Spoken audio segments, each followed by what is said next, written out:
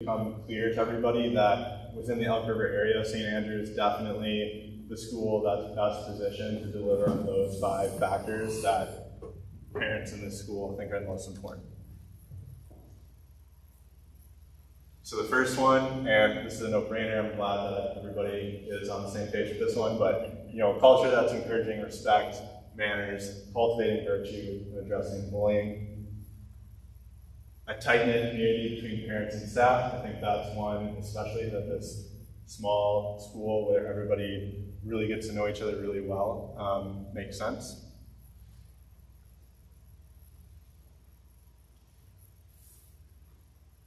School's record of academic achievement. That the Catholic faith is interwoven into classroom instruction and practice. Obviously, within Elk River, this is the only place you can get that. And then lastly, small class sizes. So these were the top 5 factors amongst all parents, whether they said yes, maybe, no. Considering everybody who answered the survey, those are the top 5. So I think it's pretty clear that regardless of how you personally rank those top 5, what order they would fall in, I think it's fair to say that St. Andrew is probably one of the top place within Elk River that can deliver on those. All right, but for the remainder of the portion of this, we're going to talk about what were those big concerns that people had. What were the things that are top of mind when either a question, maybe they're still enthusiastic and saying yes, but they still have these questions, or maybe they're one of those people who are in the maybe camp and they want something answered before they're willing to jump in and say yes. So the first big bucket, obviously there's some nuance to these and people had a little varying questions within them, but the 4 big themes that came up that almost everybody was asking about was, what about sports opportunities? Some of them from the perspective of looking forward to high school sports, some of them just wondering about at those middle grade levels. We'll talk a little bit about that today. Second question, is this going to increase tuition? Third big bucket was curriculum-based, and then a little bit going beyond curriculum-based, but also comparison directly to public schools. Are we going to be able to compete with public schools on both a performance level, and then also, are we going to be able to compete with the public schools as far as what we actually offer, with electives or things beyond core classes? Finally, we're just now starting to talk about adding middle school, and immediately people are saying, what about high school? And that's from the perspective of people okay, yeah, great, Catholic middle school. What about a Catholic high school? What is my option for that? Other people are wondering more along the lines of, okay, that would be excellent. We'd like to stay at St. Andrews through 8th grade, but what about getting into Spectrum? Spectrum was our top choice for middle school. Will that still be an option for high school? So those are the things. These 4 broad buckets cover the major questions that people had. And that's some of the things that we're going to hopefully start to, if not definitively answer today, definitely start addressing those concerns today.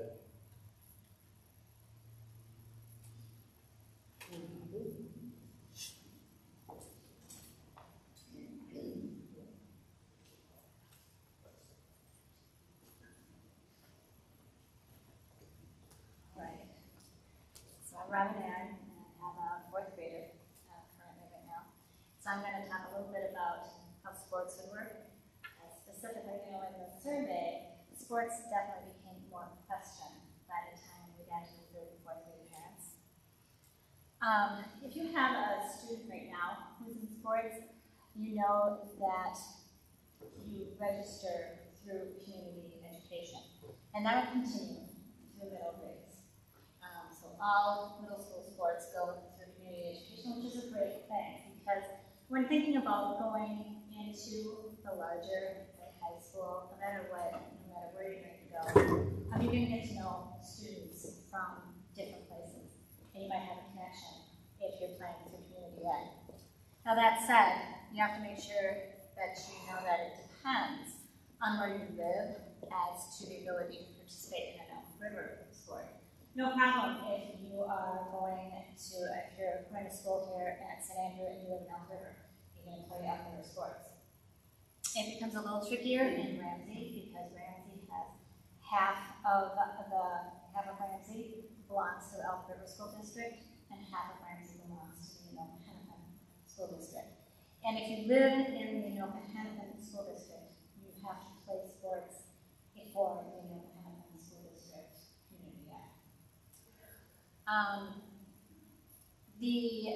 Where practices are held isn't how maybe we used to think of it. Okay, well, we're playing for SOC, so we always practice at SOC.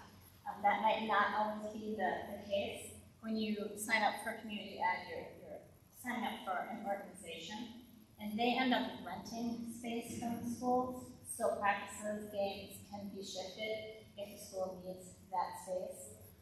So I would recommend all parents plan on being able to provide transportation. We may be able to work out some busing, but just in the back of your head, I know it's like, okay, that at some point in time I might have to get my students from here to there. The other big question that came up was, would the 7th and 8th graders be able to participate in high school sports like SOC and Vandenberg kids do? And really, the short answer to that is no. I did talk with Mike Cunningham, and he is the Elk River High School Athletic and Activity Director. And he basically explained that the high school, does not have an agreement with St. Andrews. And of course it wouldn't, because we don't have middle school. But he does not plan on offering an agreement with St. Andrews. Now, it has nothing to do with a private school or private versus public, as his explanation is. As it is right now in the high schools, those athletic programs are very full. They're full to capacity. They are making cuts as it is to the teams in high school. So they don't want to offer that option to more 7th and 8th graders when, in general, the people who are being cut are 7th and 8th graders. So even if you go to Vandenberg or SOC, not every sport, you don't get that opportunity for every sport to participate in 7th and 8th grade. And it seems like it's a little smaller opportunity as it is. Spectrum students, they do have a very limited agreement in place with the Elk River High School, and they have even less options for sports to be played for 7th and 8th grade going over to the high school. Mike Cunningham does absolutely recommend you give him a call or a quick email if you have a specific question on any sport, because he does sort of warn that calling, say, principals, they may not know about the agreement. There's different agreements in place all over the place. And so if this is a sticking point about making decisions, you might want to talk to Mike Cunningham very quick and make sure that what you'd like is available. Because of course, something like Spectrum can say, we offer the opportunity for 7th and 8th graders to play high school sports. That is true. But they might not say that it's only these sports and at this time. So it would be worth your time to make a quick contact with that Mike Cunningham, and any bonding questions as well. So we are going to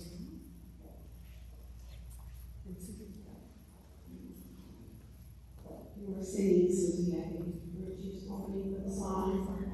Right? Susie did the legwork, but she was not super excited about talking. And I love to talk. So one thing that people were wondering is, what are you going to teach them? Great question. Short answer is, we don't know yet. But Susie graciously checked in with the middle schools from Vandenberg and SOC and Spectrum, and found out that they teach language arts, math, science, social studies, PE, and music, and I'm pretty confident we'll have those things here too. Religion is in none of those, and we'll have that box checked for sure, right? Right, Father Mark, you want us to teach religion? Okay, just checking. They also offer electives.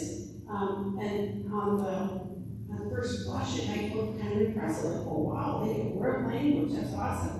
But it's only one quarter in 7th and 8th grade at Vandenberg. So, in a 10-week class, how much Spanish do you learn and how much do you remember till next year? Probably not a lot, but it's something we can consider. All of these are things we can consider. Which ones would we pick? That's something we would probably reach out to some of you to figure that out. Also looking at towards high school, is anything required as far as foreign language, for example, or would it be really important for us to have some robotics? Figuring those things out. But so our column is blank, not because we're not doing any of those, but because we haven't decided yet. And that's part of the planning process that we can all have. Susie, anything you want to add?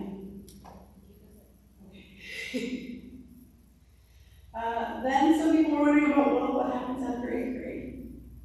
It's always good to think ahead. One of the choices is right there. Would you like to say anything, sir? Something that you're here? We have a guest from Holy Spirit Academy.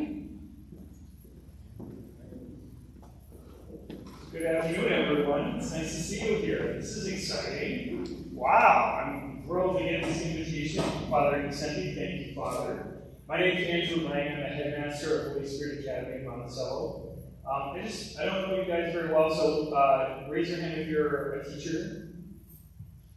Thank you. Raise your hand if you're a parent here. Great.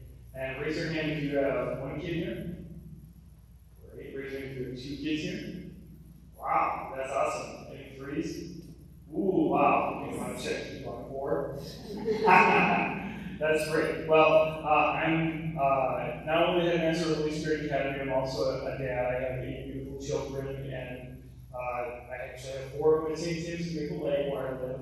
And so Catholic education is very dear to me, and the opportunities that we're seeing in Catholic education in the last 5 years or so are just really promising and really beautiful. We're renewing our sense of purpose as Catholic schools and reclaiming our identity, and families are the ones who reap the benefits of that.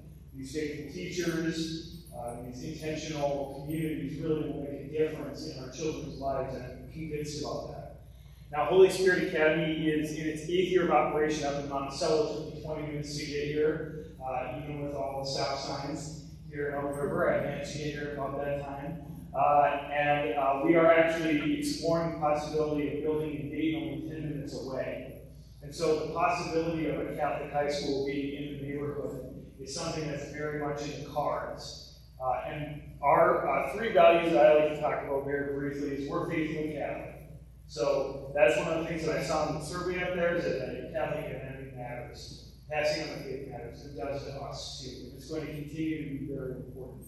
Many young students and young adults are making faith decisions by 6th grade. It really has a lot to do with their friends. There's a lot of social research that we need to be evangelizing at that age. And by the time they're in high school, then we're actually forming them in the habits of virtue and that Catholic life that we all love. And so by the time they're leaving, actually one of the reasons why I'm a little breathless is because we have graduation tomorrow. And we have 12 beautiful high school kids going out to wonderful places. We have 2 men going into seminary, which is wonderful. We have people going to University of Mary, St. Thomas, Benedictine College in Atchison, Kansas. We've got some people going out to other Catholic schools, and we also have some people going into local community colleges. One young man wants to be a police officer. So there's a real sense as kids are leaving a school like Holy Spirit Academy that they want to contribute in many ways. Not just one way, not just we're going to go to one school, but I want to enrich the culture as a Catholic, and we certainly need that. So Holy Spirit Academy is an option that I would invite you to start thinking about, even if your kids are in 2nd grade. And here's why, because we all want our kids to continue to live that life of Catholic, that life of the Catholic faith for the rest of their life. That's why we baptize them, that's why we initiate them into the sacraments, because it matters. We want them to have that relationship with our Lord in the church. And Catholic education has always served that purpose of keeping our kids Catholic if you do it right. And so our high school in Monticello is really close. I would invite you up for a visit. And we're working through a lot of the same issues you are. I mentioned that we're in our 8th year of operation. I've been there for 6 years. In those years, we've become accredited. We are actually canonically recognized by the diocese. We've grown every year. This year we have 54 students. We're anticipating over 60 next year. There's a huge interest in Catholic high schools right now, especially ones that are on the more affordable side. And we're the second cheapest one in the entire archdiocese. And so we work really hard for working families to be able to afford Catholic high school. I actually went to Maple Grove Senior High myself, because my folks, including my dad, who worked in Catholic education for nearly 50 years, couldn't afford Catholic high school.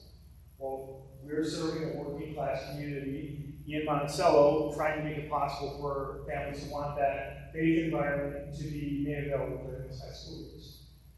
Also, as you guys are finding out, academics and sports are not opposed to Catholic schools in the least. And so we've worked really hard to have a really strong academic program. I can tell you that in my, I think, fairly long-term opinion, our Catholic high schools academics are both more servicing to students and also generally teach in a deeper way than what is accessible either at charter schools or in public schools. There's a way that you can touch a child uniquely if you see them as being made in the image of God. You see them differently as a student. You serve them in a more profound way. You can serve the family in a more profound way. We also have great sports co-ops. This is something we've expanded every year. Next year, we're going to be co-oping with all the sports that are available through the Maple Lake School District. We're going to have a bus from Monticello to take kids to Maple Lake. It's going to include football, it's going to include baseball, it's going to include basketball, all of the major sports and some of the minor ones. Something that I'm committed to is that students are formed body and soul. It doesn't look like it, but I was a captain of 2 different sports teams this year, the snowboarding club and the track club, which we're just wrapping up. And these are things that I think will make a difference in the kids' lives. Have an opportunity to be in an intentional Catholic community where our faith is a priority, where learning and faith are tied together, and ultimately where these kids are going to leave being taught the values that we hold as most important. And that's, I think, why we send our kids to any Catholic schools. We believe that it's going to make a difference for them. It's going to form them. So I really appreciate the opportunity to speak. I'm going to be available to answer any questions you have. But the main thing I want to just invite you to do is keep doing this. Keep working on your school. It really does make a difference. It makes a difference for your children to be invested in your Catholic schools. It will pay off. It will make a difference. And it's going to create opportunities. I mean, I can tell already with the amount of prep that's going into this meeting that there's a lot of really wonderful things that are going to come. And Holy Spirit Academy is here for when you're ready for that next step. We're glad to welcome you to our school. Maybe we'll still be in Monticello if the kids are older, but it might be that we're even closer. And if that day comes, I'll be glad to show you our campus. So, thanks very much. Thank you.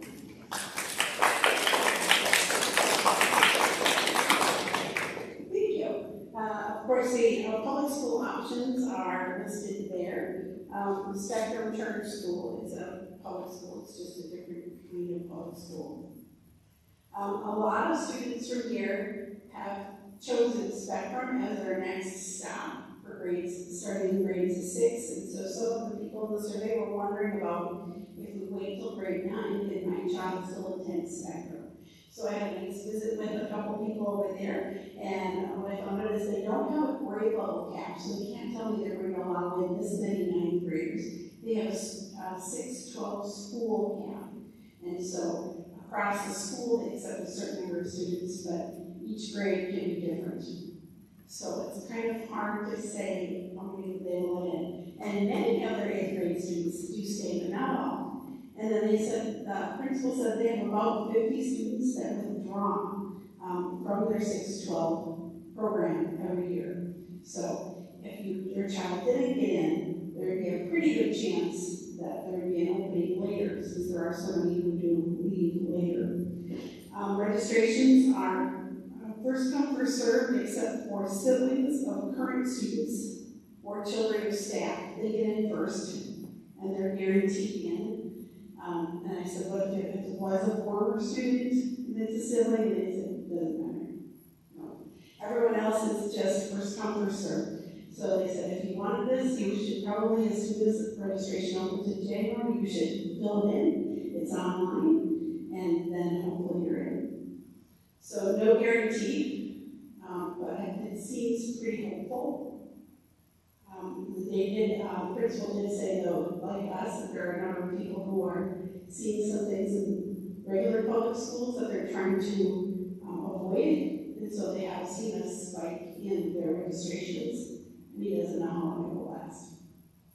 So it's not very clear, but it's hopeful, I think. So as we move forward, what we're looking at is fall. In the fall, we're planning to ask the current 4th grade, then 5th grade families if they are planning to do this new idea with us and stay for grades 6, 7, and 8. We're hoping for a minimum of 12 people. If it's less than 12, we'll see. We'll see if we can make it work or not. I mean, it's a real small number, we obviously couldn't, but if it's close to 12, maybe we can wiggle around a little bit. Maybe we can find a couple people who aren't even here that join us. Then we need to identify some of the freedoms. That's something that we talked to the St. Michael people about. What would be different for the middle school people? Would they get locks on their lockers? Would they get some different uniform choices? What would be different to make them feel a little bit special as they enter those middle school years? Then we would need to select some curriculum materials. I did go through and kind of benchmarked the prices by selecting some, but it's definitely not a final answer or any instructions. So I looked at a couple schools, picked one, and found the price because we needed to have a ballpark figure. But we would need to know what math curriculum do we think would work the best for those levels. And those all picked out in furniture and things like that. So there's a lot of purchasing, a lot of shopping that we need to happen.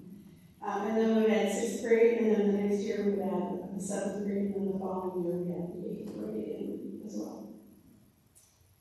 And that's how we go. So what other questions do you have? What else are you wondering? You want to sign up right now for next year? Father would take their names. Do we plan on raising tuition? Do we plan on raising tuition? At this time, no, but there's a possibility, just the $100 increase that we do in the year may even be more every year versus every other year. So, because we have to pay the teachers. We are Andrew said we're the second cheapest high school. We got to be about the cheapest. Catholic school. I would think we're the cheapest in the whole Archdiocese when it comes to when it comes That's to not on anymore. tuition. We're at $34.50 right now, and I know we're a little over $1,000 less than St. Michael's, for instance, which is our neighbor school, and we go up $100 every other year, which isn't very much. And as Melissa said, we might go up $100 every year at some point. We want to make it affordable. We want people to be able to come, and we have a huge possibility for tuition assistance too. But $34.50 is really cheap, inexpensive, and you're getting a great school. I think our school is probably, maybe unbiased, but I'm also realistic about it. I think we have about the best school around. So I think you see your kids, don't you? I think they come home and they make a difference. I think the teachers make a difference for those kids.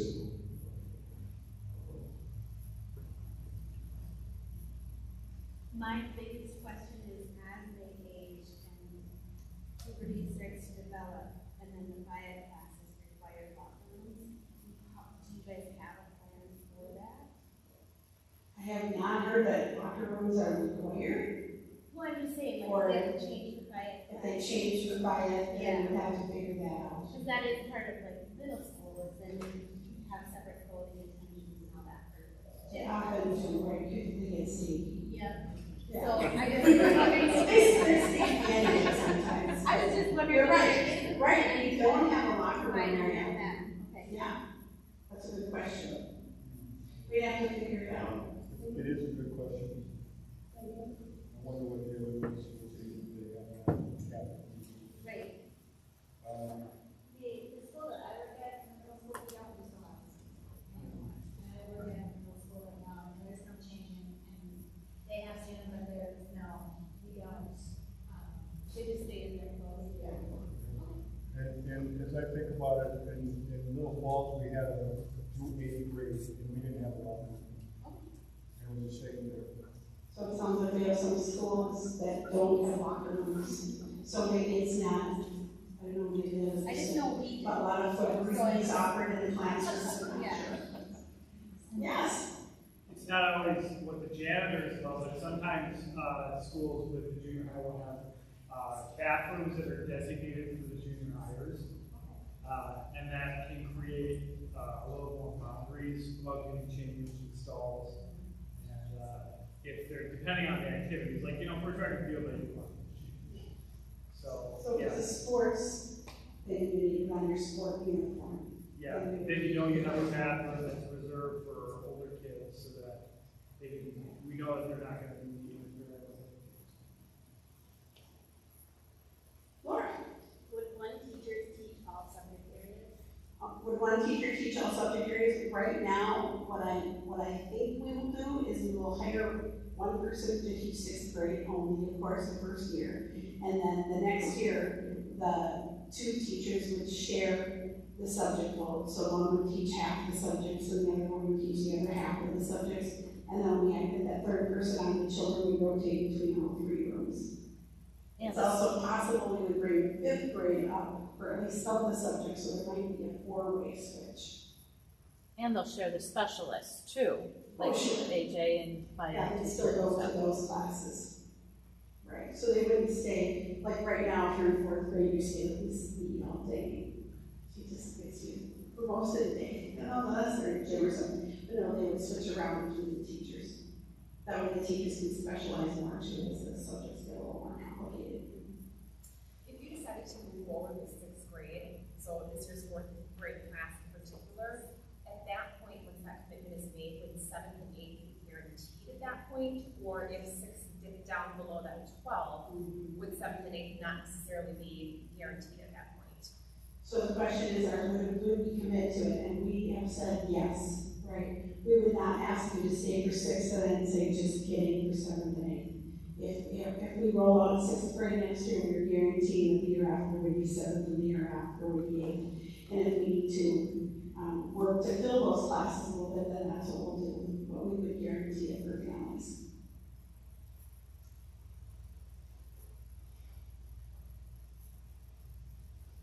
At what point are you going to determine what the curriculum is going to be? Is that something that's not? When are we going to gotta figure that out, right? So in fall, we would ask for that commitment from our current 4th grade and 5th grade families. And as soon as we look like we're going to roll ahead, then we can start to make those decisions. So we know that there's a class coming, so then I can use that year to work on that, get it all determined next year.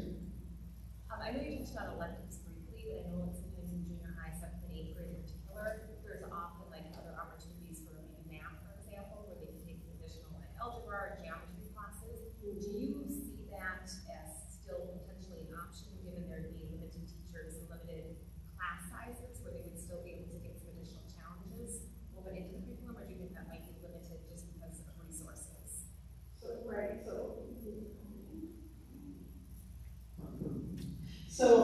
So as they go up, sometimes those classes are differentiated more, where there may be a high math and a low math, or an advanced algebra class. And those are things we have to figure out. Maybe we can figure out a way to make that work for somebody to teach different levels at different times.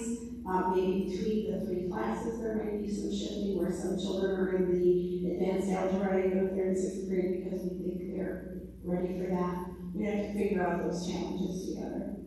And there definitely are a lot of online tools that help you with that kind of differentiation now that weren't available when I was in high school, right? So we can use some of those to hit our students' needs.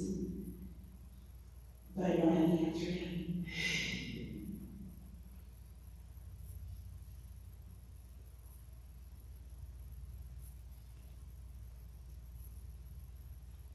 All right, it looks like there are no more questions today. If you have something you want to just come up and ask separately, that's fine. Otherwise, I thank you for your time on this beautiful night.